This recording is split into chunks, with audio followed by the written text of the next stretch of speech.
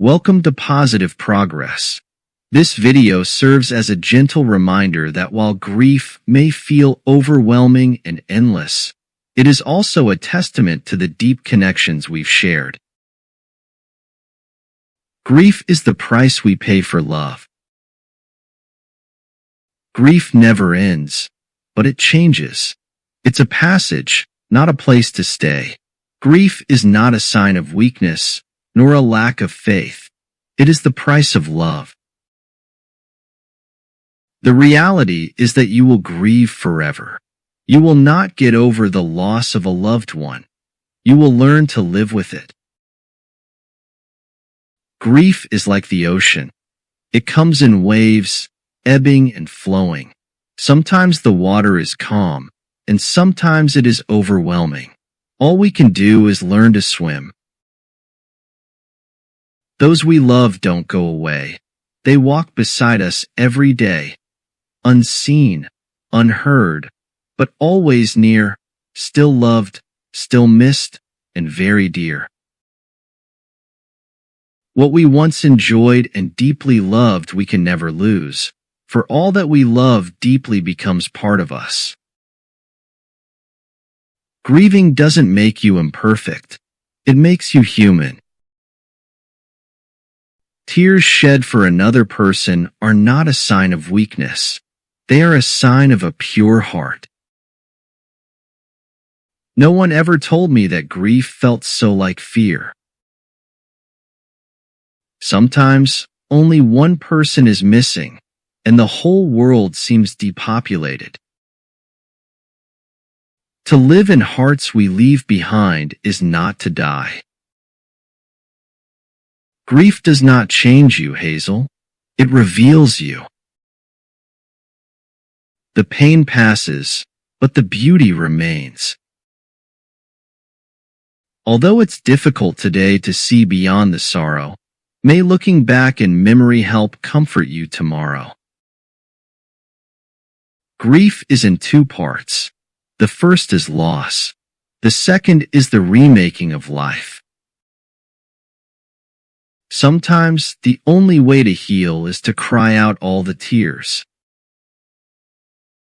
You will survive, and you will find purpose in the chaos. Moving on doesn't mean letting go. The deeper that sorrow carves into your being, the more joy you can contain. And sometimes, against all odds, against all logic, we still hope. Grief is the last act of love we have to give to those we loved. Where there is deep grief, there was great love. Grieving is a sign that you loved deeply. The only cure for grief is to grieve. When you are sorrowful, look again in your heart, and you shall see that in truth you are weeping for that which has been your delight. Our dead are never dead to us, until we have forgotten them. Grief can be a burden, but also an anchor. You get used to the weight, how it holds you in place.